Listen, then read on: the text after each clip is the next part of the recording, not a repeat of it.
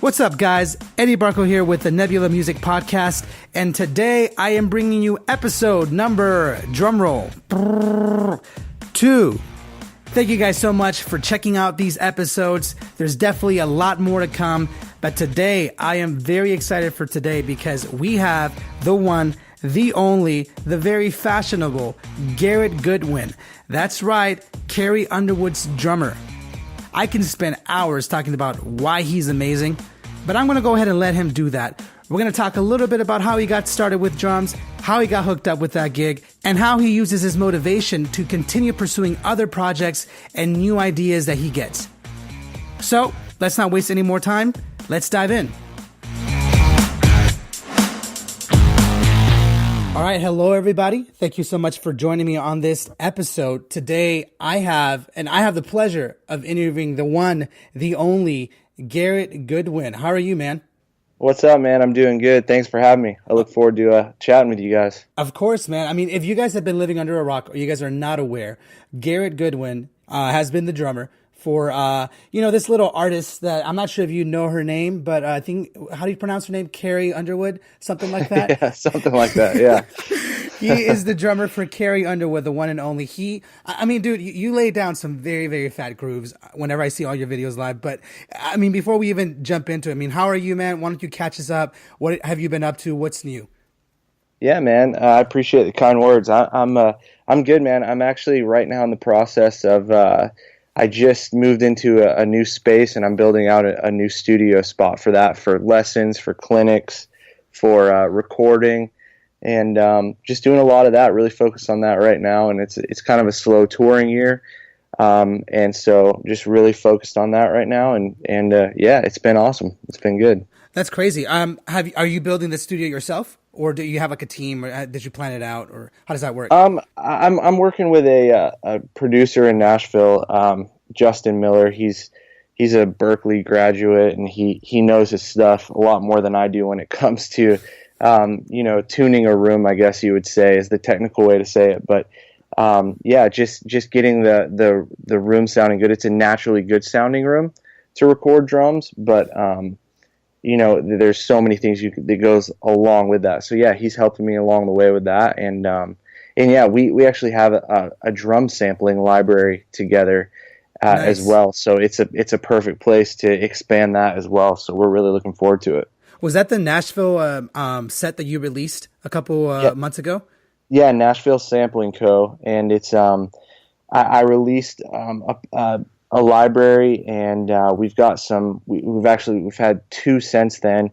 We're about to launch a Rich Redmond library. Nice. And we actually got all that recorded. It should be coming out in the next month. And then I'm actually, like I said, going to be working on releasing some more, and we're going to have some other, some big hitters on there as well, recording some libraries. So it's exciting, man. Dude, that's really cool. I've never recorded for a sound library before. I'm just curious how that works. How do you go into the studio? Do you just have a pre-planned system? Like, okay, I'm going to hit this snare for like the next 10 minutes in different locations. Like, how does that work? Right. I mean, it's quite a process. It's, you go in with as many snares, as many kick drums, as many, weird sounds as you possibly can. I mean, you can do claps and stomps and all these different things, but yeah, you have to do different velocities. And, right. So you'll take a snare drum and you'll tap it at the lightest you can and just kind of work your way up to the loudest hit, because you want the most velocities you can possibly get. So when you load these sounds into a sampling pad, or or if you're just programming on a keyboard, or however you do it, it sounds real. You have the velocities, the ghost notes of a snare drum and things like that. So it's long days of sitting and just hitting a snare drum, hitting a tom, all these things, but it's fun at the same time. And we've actually just started incorporating grooves. So we're gonna have like 8-bar grooves. So nice. We'll have a package of that as well. So that's a little more fun and a little less just sitting there hitting one drum. But it's good, man. It's to me, it's where things are going, and with all the sampling stuff, and you got to stay with the times. So it's you got to go there. It's good. It's fun. Absolutely. Like, how long would you say it takes to, let me ask you this. How many kits do you have in the sampling set? And then how long do you think it takes to get one kit done? Oh man. Well, how many kits do we have now? We have one, two, three. I think we have five. Once we get Riches in there, we're going to have, well, before Riches, we have four. And then after that, once we have Riches in there, I think he did four kits. Wow. But we also did, we did, I would say 10 to 20 snare drums alone. Jesus. So a bunch of stuff there, and it's just a bunch of content, but some good sounding stuff, man. It's going to sound killer. Dude, I'm excited. I remember when you first posted about it. I definitely want to try it just because I used my Roland a lot for sampling and for a lot of film guys that I work with. It's very good for a fast, quick little recording. Hey, I want to hear how these drums are going to sound like in this scene. Can you record me a quick little groove? And I have so many samples that I like to go through. And so I'm always looking for really good stuff. So I'm definitely excited to hear how yours is going to sound. But I'm curious as to how you got started with the sampling. Like, what made you want to do it? Was it just specifically because you said, the times were changing? Was it an idea someone had or that you had for a while? How did that come about? Again, it was with this guy, Justin Miller, who I was telling you about. He has a studio in Nashville, and him and I have done a lot of stuff together, and he's let me use his studio a lot for different things, and he has me play on a good amount of sessions. And, we were just sitting around one day and kind of talking and brainstorming and said, man, let's record a kit. And he goes, man, my dad has a 60,000 square foot warehouse down in Alabama. He goes, we should just go get some huge warehouse sounds, because that's not something you really hear too often. True. And so we just jumped in and did it. We went down there for a couple of days, and he took all his gear, and we set up mics, on one end of the warehouse and around the kit. So there's, tight mics and these huge warehouse sounds. And, we did it, and it worked, and it sounded cool. And we went, man, let's do more of this. So we want to get some of these, like I said, some of these big hitters in there, and have a Nashville library. There's not too many. There's a couple guys that are doing it now, and they're doing really well. But, there's not necessarily just a Nashville specific library. There's a lot of, West Coast guys that do it, or these pop guys that do it. And, right. And they're killer. It's all killer stuff. But, I think, like I said, where everything's going, where music is going, there is a lot of sample pads, and there is a lot of programming now. And, so it was kind of inspired from that, and, just a conversation along with, seeing where times are going and moving with the times and staying relevant with that. Right. I really liked how you said, we jumped in, especially because, have you ever done a sound library before the Nashville collection? I haven't. I hadn't even really thought about it. It wasn't anything, to be honest. It wasn't anything that I was like always wanted to do. It wasn't anything like that. It was just, again, it started from a conversation, and trying to stay with the times and and be relevant, and that's just one aspect of it. There's so many more aspects of it. And, like I said, we just jumped in and said, let's go for it. Let's do it. So we're doing it. Dude, no. And I really liked the reason why I like what you said. It's primarily because, in this day and age, technology has practically just changed the way everything works. That's just a fact. It's no longer a theory. Yep. It just really is. It changed music, changed the way we interact with friends, all of that. And in my opinion, I think it's almost the best time to be alive to do creative things. You know what I mean? Oh, yeah. That's why so many musicians are starting to make a killing and a living online, just because, that we can just put up our phone and then just record ourselves. But I think for a lot of people, especially out here in the West Coast, I'm not so sure about, Nashville or the East Coast, but specifically here in the West Coast, it can be a little intimidating, to jump into anything, especially when you don't know how to do something. So many people can just sit there and just think about it for years and never actually try it. And so for you, do you feel like that's ever been a problem for you? Have you ever second guessed it? Have you ever, and I don't mean just with the sampling or drumming, just with anything. Have you ever had a problem just jumping in, or do you feel like this is something you've always been able to do naturally? Man, I think everyone has that little bit of insecurity of wondering if it's gonna if something's gonna pan out, if it's gonna work out. But you have to commit when you do it, and I think it's easier for some people to do, and harder for others. But for me, um, it's always been a thing where I've said if I'm going to do it, I'm going to do it with everything I can. I'm not just going to, half-heart it. And I think from a young age, I learned that. I've told this story many times, but when I began to play drums, I didn't know anything about drums. I didn't.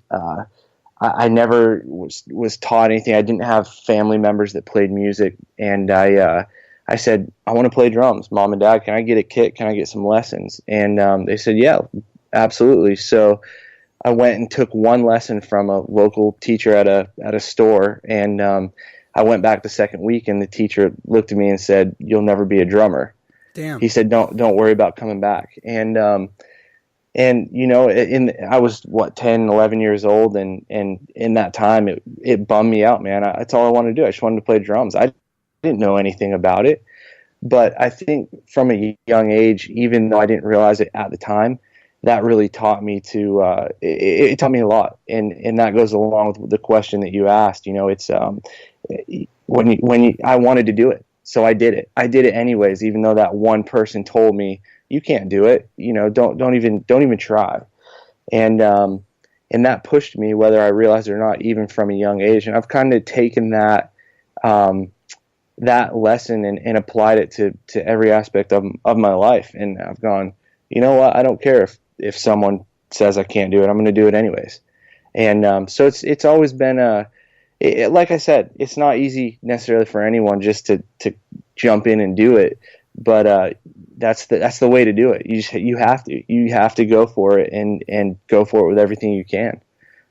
Man, your story resonates so well with me. I don't think I ever told you, but your story is very similar to mine in retrospect, where I also don't really come from a musical family. No one really plays any music still in my extended family, and I really wanted to learn. And I grew up in church. I think a lot of us did grow up in church, like church kids, and Yep. watching the bands come and go and play. And I was just, I was amazed and just in love with drumming and the drummers and everything that I saw. And I wasn't able to get lessons at a young age, but I remember specifically after church, what I would do specifically is I would go up after everything was over. I would sneak in back into my church, and I would just sit at the kit for like 10, 15 minutes and just kind of dabble, I would memorize things I would hear, and then I would try and figure it out. And I did that for maybe 5 years. I kid you not. Like it was like 5 years where I would just practice after church every day, and slowly Wow. I got better. Right. And so I didn't really have a formal education either, not until a little bit later. But I mean, I am in love with your story primarily because I personally think it may not be true for everybody, but I think sometimes rejection or failure, or call it what you will, creates this drive. It's not Yeah. nice when you feel it, when someone rejects you or talks down to you or you feel discouraged. It's not a good feeling, but it does create this desire to want to do something about it, and there are some people that harness that and are able to go after it like you did, and some people get discouraged by it. And so I guess my question to you, and maybe we won't even have a clear answer for this because it is subjective for each individual, but do you feel like there's a way for some people that can't do it so easily? Is there something they can tell themselves all the time? Like, hey, you know what? It doesn't matter if I get rejected or I feel negative about this or whatever. How would you tell them to just move past it? Do you know what I mean? Yeah, absolutely. I think, if it's something that you want to do, you can do it. Anyone can do something if they really want to do it and put their heart to it and their mind to it. I think if it's harder for someone, I think taking advice, I think learning as much as you can. I mean, that applies, I guess, to when it's easier as well. That's a tricky question, but Yeah. it's Tricky answer too. yeah. I mean, the thing is for me, even to this day, don't ever stop learning. Don't ever stop taking advice. Don't ever put up a wall of, either I'm as good as I can be, or on the flip side of that is, I don't care what that person says. I'm not going to take their advice, because this is hard for me. Does that make sense? Yeah. Don't ever stop learning, I guess is what I would say. And don't ever think you're too good, or you've got it figured out the right way. Because you get in trouble real quick like that. And, Right. I don't know if that really answers that question, but, I think that that's a good way to go about, learning, and, something that may be hard for someone to do or be discouraged by, or all these different things, is man, learn every possible aspect of whatever that is that you want to pursue or do. You know what I mean? And never stop growing in that. Absolutely. I think you answered it really, really well. I think I'm going to add to it just a little bit on my perspective. I think I love listening to entrepreneurs. I think some of the people that have heard some of my episodes know that I love just learning from all sorts of avenues, not just music itself. I mean, I think we all do. And there's this individual, his name is Gary Vaynerchuk, and he talks a lot about entrepreneurship and how to achieve goals. And one of the things I really like what he says, which I think you achieved very well, is that you have to have what he calls macro patience and micro impatience. And what he means by that is you have your vision, you have your goal, or you have your desire. It doesn't even have to be a goal. Just let's say for you, it was, I want to play drums. I want to be a drummer. And that is the concept that you have to be patient with. You're not going to become a drummer tomorrow if you just picked up the sticks today. Right? Right. I mean, that's logic.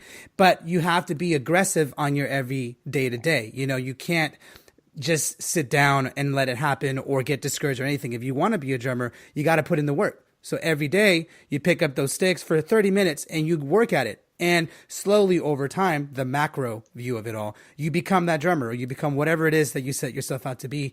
And I think you are definitely a great example of how that can be achieved with patience and with consistency. I mean, Carrie Underwood, dude.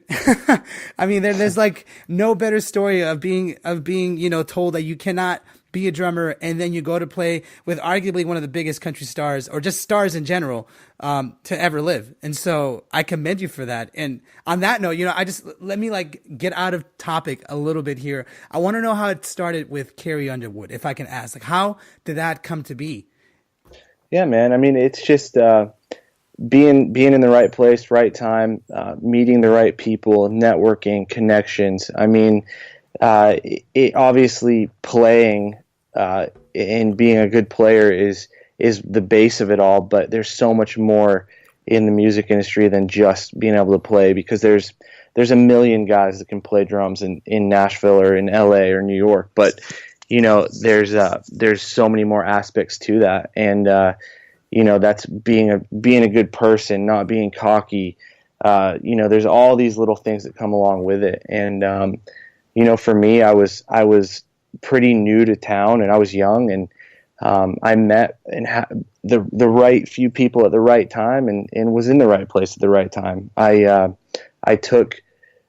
actually, the story is I always played with this one artist, and they were recording this album, and they said, we're going to have some session guys come in and do the album. And I was like, okay. Kind of bummed me out. It was kind of like a little bit of a punch to the gut in a way. I was like, all right, that's cool. That's cool. And, but I said, no problem. And so the day of this live thing that they were recording came, and the drummer that was supposed to do it couldn't make the sound check.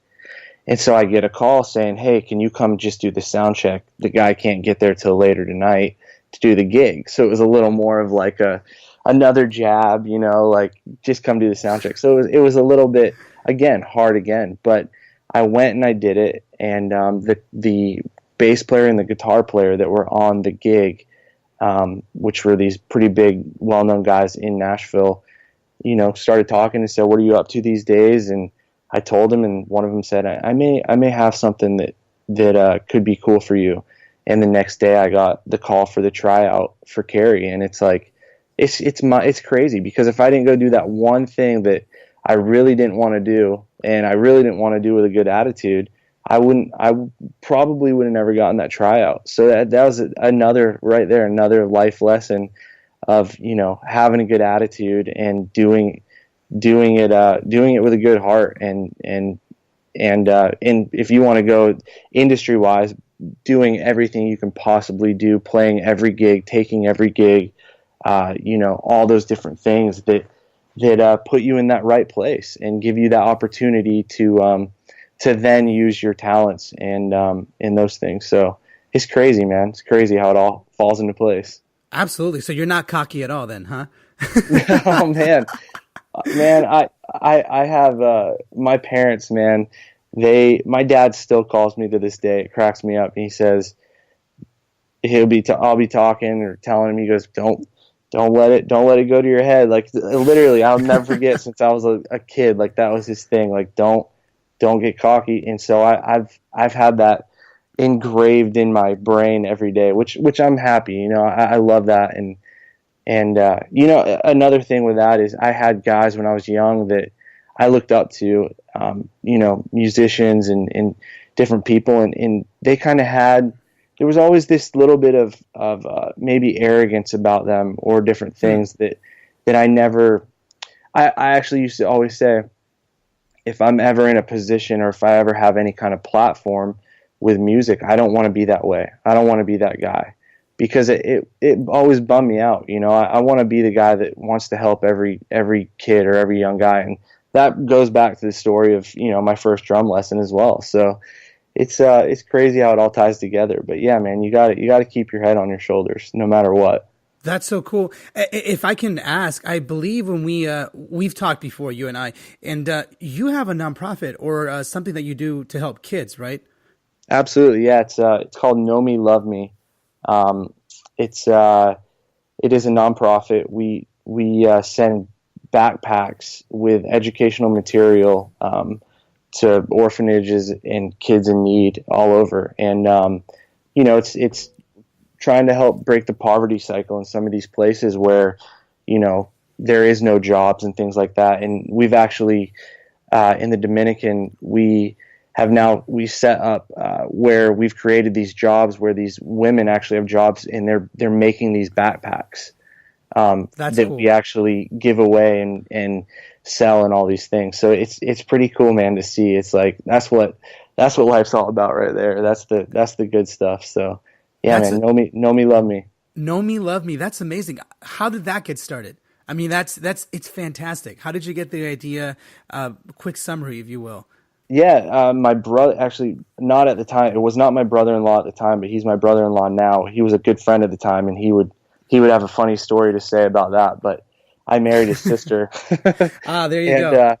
Anyways, him and I started this. Gosh, it's probably been, I'd say 9 years ago now, 8 or 9 years ago, and we said let's do this, and we started with T-shirts, and we sent all these T-shirts overseas to these kids, and we just saw how pumped they were, and we went, how can we make this a better thing, a bigger thing? It can't be done enough, Right. And so we got the idea of doing backpacks and educational material, and man, it's one of those things where we both have our own things going on, and this kind of sustains itself, and we'll come back to it when we have time off, and we'll try to kind of take it to another level. And it was one of those things where we were sitting there talking, and we said, let's do this. Why not? Let's jump in. And my wife and her family are actually from Barbados. Oh, wow. So nice. even in Barbados, there's a lot of poverty, and I think it just got bumped from a third world country to a second. And so just going to places like that, where you see a lot of that, and a lot of these kids that struggle, and maybe education is free, going to school is free, but they can't afford the materials to actually do it. They can't afford paper and pens, and so that's kind of where the idea all started from. So it's amazing, man. It's such a cool thing to see and do. I love it. That's fantastic. So let me get this straight. You run a nonprofit. You're the drummer for one of the biggest country artists ever. Okay, you have your own sample library. You're self-taught, and you're not cocky. Oh my gosh, man, come on. I'm just joking. I'm joking. No, that is a fantastic thing. And you know why? I'm gonna backtrack a bit because you did hit it right on the mark. Something I do see a lot in the West Coast. I'm not sure if it's just West Coast, but especially because Los Angeles is a huge hub for art, just in general. I mean, music, acting, you name it. There's a lot of it here. There's this constant attitude, I guess, if you will. You know, everybody has already made it, quote unquote. You know, like everyone's doing great things. Everyone's always amazing. Everyone's already there. And it creates almost like this competitive nature, but at the same time, it's almost fake. Like you can't really tell who's telling the truth and who's not. And it's not even saying that everybody's lying. It's just how much are they stretching it? You know what I mean? And I think that's something that is lacking a bit in the industry, which I am very proud that you have that, because it's not easy to keep that, especially in an environment like this. But I think it's what's helped you. It's really what's helped you to move forward is you basically just do your thing. You don't necessarily worry about anybody else. And you just believe in what you've got. You believe in what you can do and you jump in. I mean, that's like a recipe for success. That's your recipe for success right there. That's it, man. That's awesome. That's awesome. Yeah, you have to, man. You have to keep a good attitude, and it all ties in, everything we're talking about. Keep learning, keep growing, keep pushing.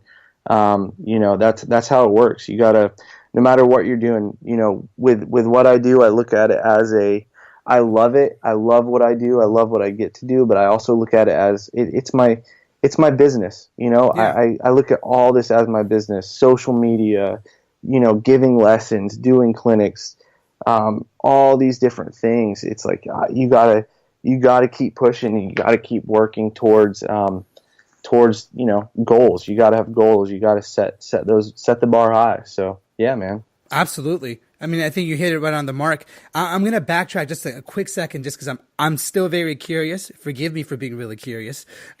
For Carrie Underwood, how was the tryout, the audition? How can you walk us through just a little bit of how that happened? Like, when you walk in through the door, was she there? Was it just the MD, or how did it happen?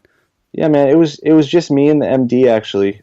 He has a studio in his house, and I got the call. He said, learn these 3 songs, and I walked in, and it was me and him, and I played along to live tracks of the band, and that was it. I walked in, walked out, and then I, you know, got a call a few weeks later to go through the rest of the process of meeting, you know, management and all these things. So it was cool though. It wasn't this big, you know, all these people sitting around watching. It was just me and the MD. So it was, which I appreciated. I like that. You know what I mean? It was a little less intimidating, I guess, in a way.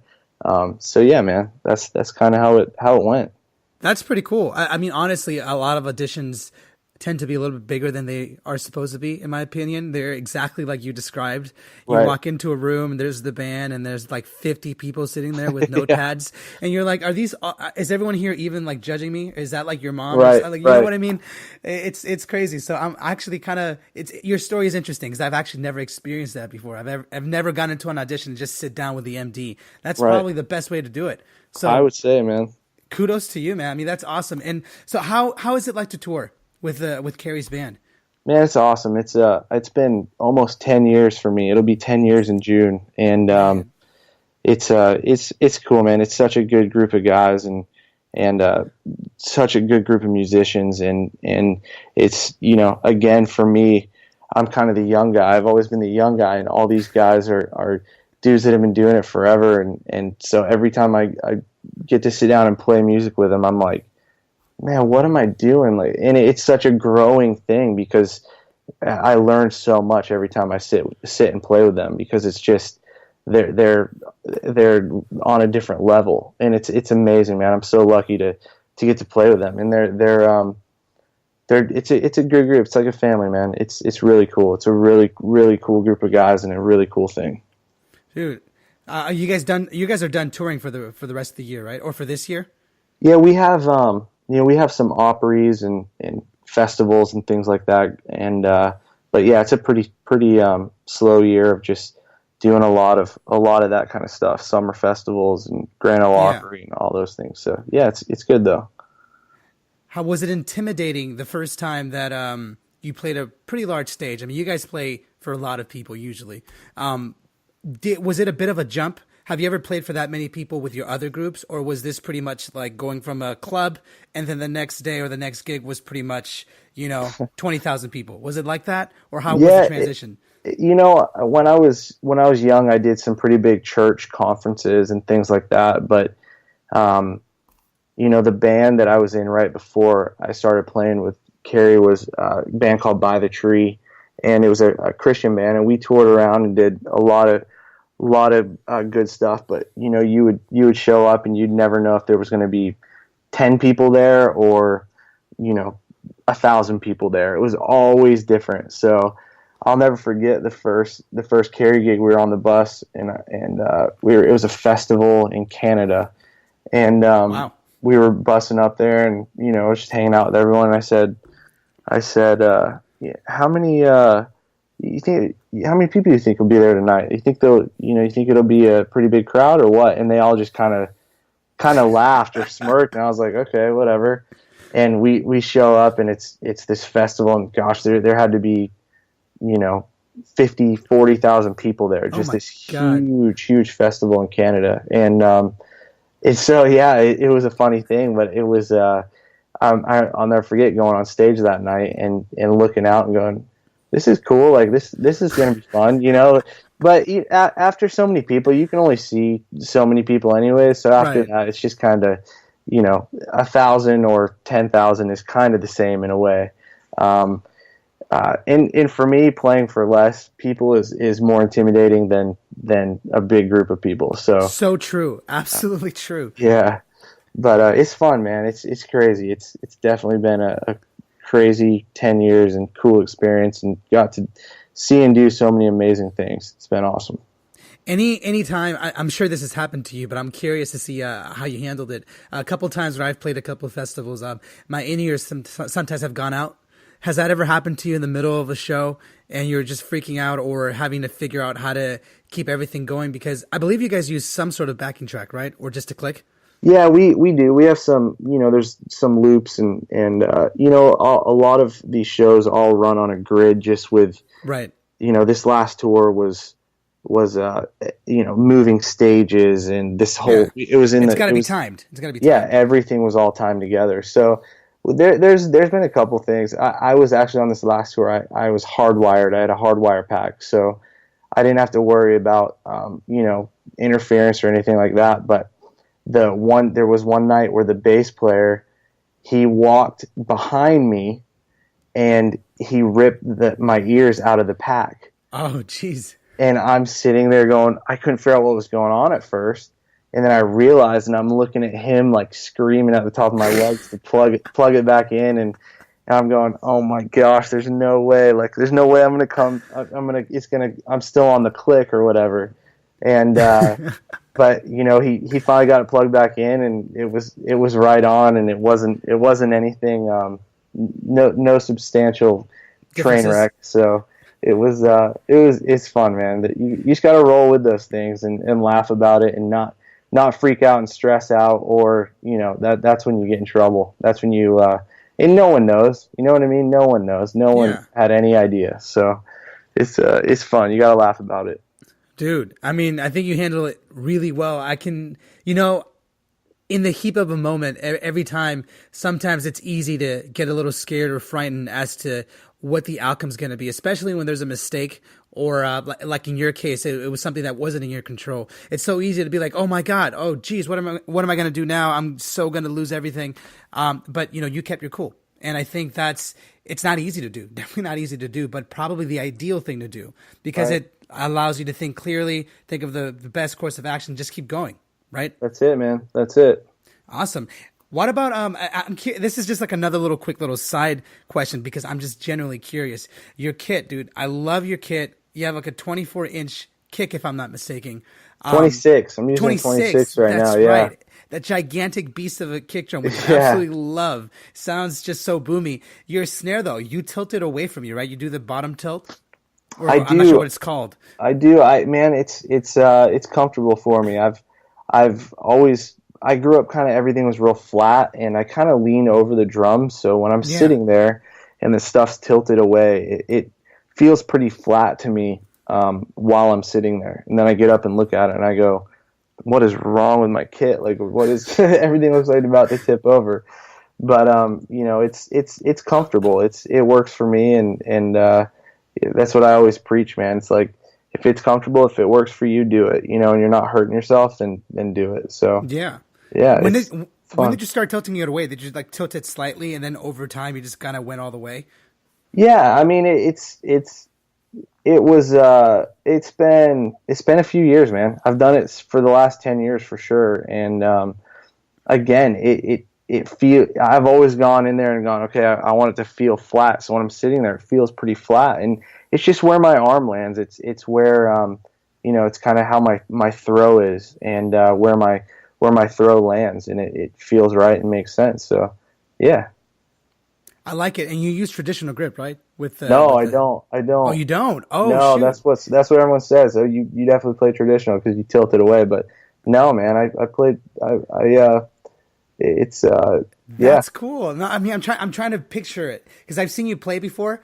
I don't know why my brain always just thought it was traditional because it just makes sense, But that's cool though. You use just regular match grip, huh? Right. Yeah. Absolutely. Yep. That is crazy. Honestly, I mean, I think you've created your own style, which is important in standing out. But we're getting close to the end here, so I just want to ask a couple more questions. So right now, is there any musician, band, book that inspires you right now that you kind of look into? Or even, let me rephrase the question. What do you normally look for if you ever need to get inspired? Do you look for a song, for like a drummer, a band, or a book? Is there anything? Yeah, I mean, music, obviously. Music is in me. I wish I read more. I love the thought of reading, but I don't read enough. But yeah, to get inspired, it's music, it's songs, it's I can sit and dig for hours on iTunes, and just I love finding indie bands or these small bands that you don't ever hear of, and just sitting and digging and digging and digging. And it's funny, I seem to get inspired most by acoustic stuff or singer-songwriter stuff where there is no drums, which is interesting, but for whatever reason, that stuff seems to inspire me the most. It's there's something about it that's moving to me. And obviously there's drummers that Abel Boreal Jr. is a drummer who if I ever really need to get inspired with drums, that's I'll just watch a couple of videos, and he's the one for Paul McCartney, right? Yeah, exactly. And so yeah, I'll watch his videos, and I'll either get inspired or I'll want to sell all my stuff and quit playing drums altogether. But no, man. Yeah, he's the man. He's the man for sure. It's just like, no more. That's it. Paul McCartney. You ever listen to the, what's it called on Spotify? They have all these playlists that I have. But they always, every now and then, they release some really good acoustic ones, which I'm right there with you. I think there's like a fall acoustic one that I really, really love, where there's very little drums. It's pretty much just acoustic guitar with maybe some strings or a piano. Right. But it's interesting you say that, just because I feel like as you progress as a drummer, or at least depending on which genre of music you're playing, for me, as I've grown into being a drummer, being young, I was really into technique and, like all these chops and grooves, which I still technically am. I got a couple little tricks up my sleeve. But over the past 3 years, I've transitioned more into acoustic stuff. Like, I really like listening to guitar noodling, and I try to understand more of the songwriting process. Do you feel like that you've kind of turned out that way, or something similar? Yeah, I mean, it's definitely similar. It's funny with drums. You tend to, drummers they want to have chops. They want to play all these things. They want to be busy because it's fun and flashy. But it is. I think listening to music like that and just playing music, and the older I get, the more I realize that there is something musical about that. But being musical to me is playing what is needed, playing where is needed.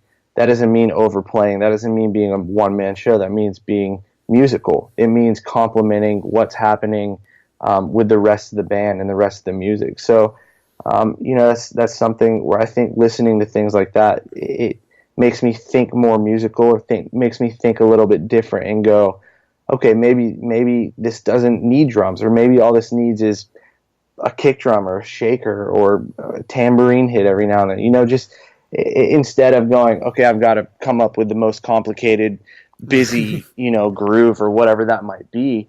It's going, all right, how can I make this musical and enjoyable to listen to?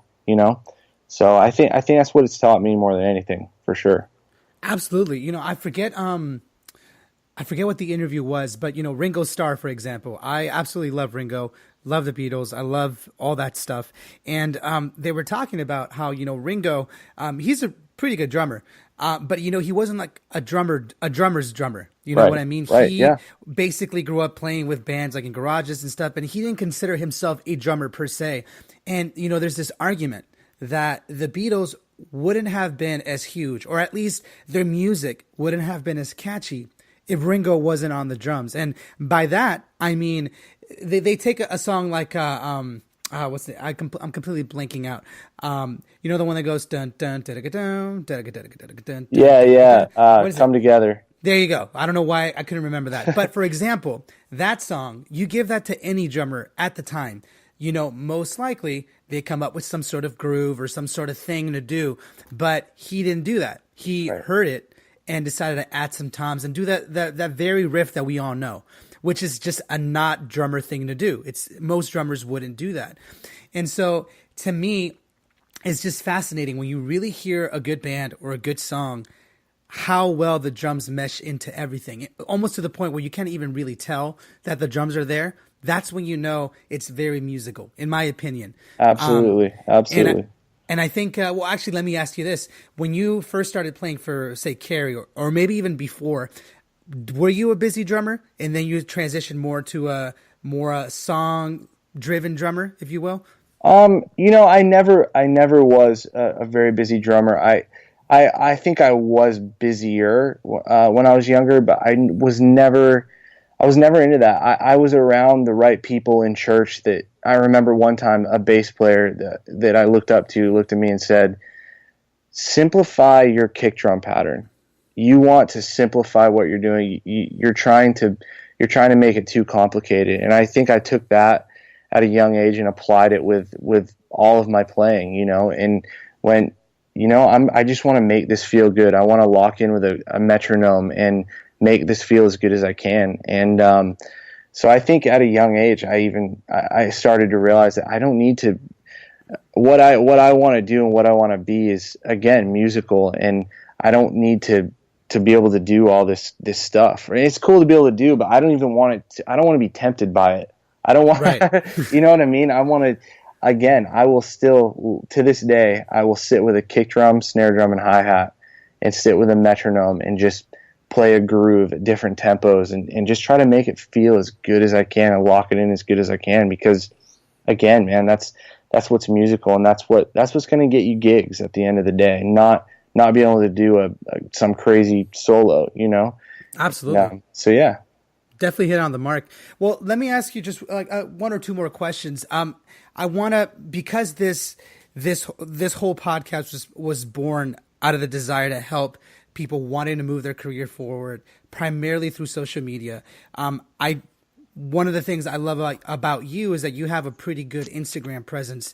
That's actually where I found you, where we met. I really like how you post, just because, you definitely don't need to post every day. You post some great shots. I'm not even drumming per se. I've seen you post like fashion stuff, which I think is cool because I absolutely love that. But do you have a method to how you post, or do you kind of just post whenever you want? You see something cool, you take a picture, you record yourself playing a quick little groove. Like, how do you manage your social media stuff? Yeah, for me personally, and I know that. So I guess if you're really, really into it, someone would say you should post once a day or twice a day or whatever that is. But for me, I've always gone, I would rather post something really good, every other day, and make sure it's awesome and looks cool or sounds cool, or, I think quality over quantity, I guess, is kind of how I think with my posts. And I like to mix it up, not just drums. I like to, travel. I get to travel a ton, which is so cool, and so posting with that. But social media is. It took me a minute. At first, I went, man, I don't know if I like all this. I don't know if I love where this is going and all this. But now I go, man, what a cool thing. Like we can connect with our peers. We can reach out to a musician or an artist, and there's a good chance they're gonna respond back, and it's such a cool thing. And for me, I'll sit on Instagram and I will type in the hashtag drums, and I'll just go watch all these drum videos, and I'll comment and I'll like, and it's been a cool thing to connect with so many guys. I mean, guys just playing in their closet, or it's such a cool thing, and I've made a lot of cool friendships and a lot of cool connections through that as well. So it's man, social media it's a pretty amazing thing if you capitalize on it and use it the right way. So yeah, that's kind of how I think when it comes to my social media stuff.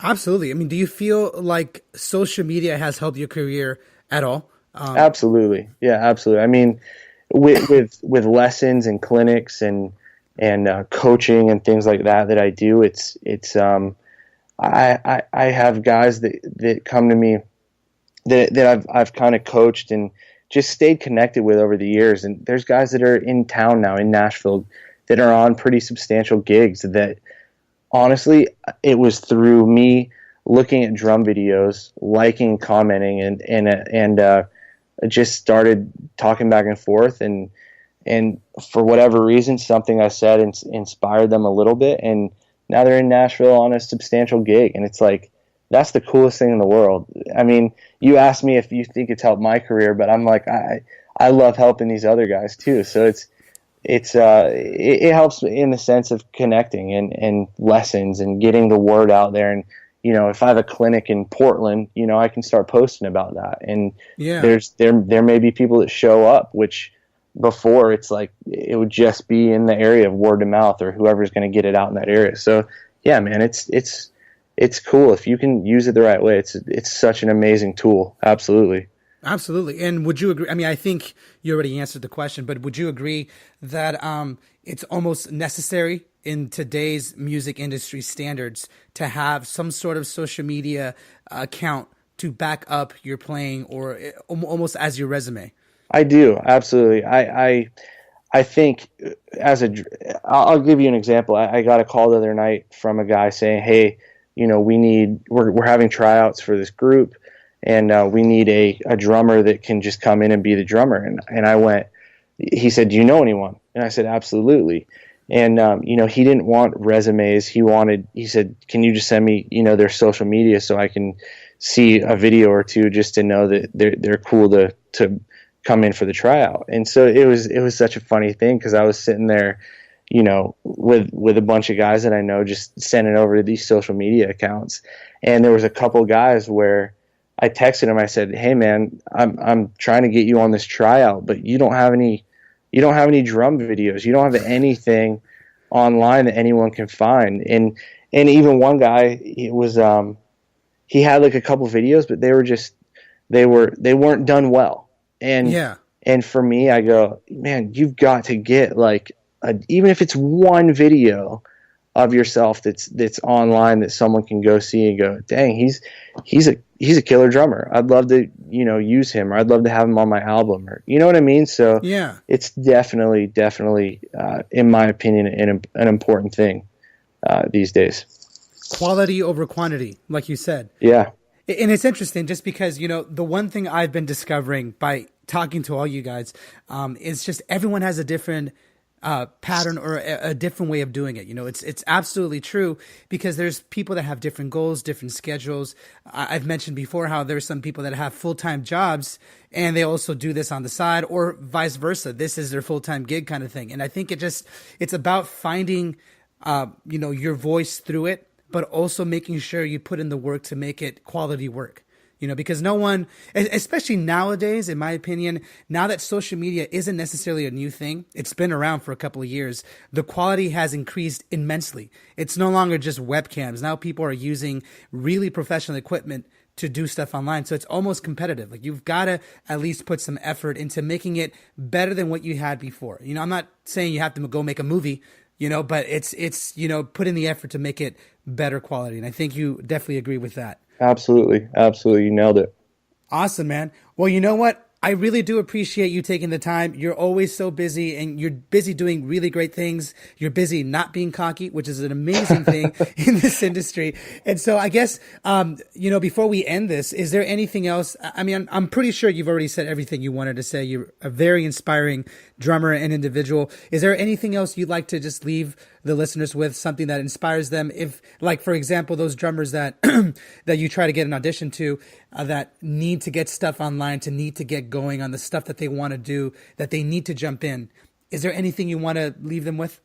Yeah, man. I mean, I just say, kind of to tie it all in together again, keep pushing forward, keep moving forward, set goals, and don't stop learning. Stay inspired, figure out how to get inspired, and keep pushing. If you want to do it, you can do it. You can absolutely do it. If I can do it, if I can play drums and be where I am, then anybody can do it. Absolutely. So that's what I would say. That's what I'd leave you guys with. Awesome, man. Well, thank you so much for your time. Enjoy the rest of the year. Enjoy your birthday, because it's coming up. Man. Appreciate it. Thanks for having me, man. It's been great. I really appreciate it. Absolutely, man. Have a good one. You too, buddy. Talk to you soon. I hope you enjoyed this conversation. I hope that this inspires you to continue pursuing your goals and your dreams. And I hope it reminds you that you really don't know what's going to happen in the future. For Garret, he got hooked up with a life-changing experience by showing up, by being persistent, by following through, and that is what led him to his success. And so to you, I hope this inspires you to continue doing what feels right to you. Never stop, continue pursuing what makes you happy, and one day you will reach your success. Don't stop tuning in. I've got plenty of amazing guests coming your way. They've got tons of inspirational stories to tell and their own tips and tricks on how they achieve their success.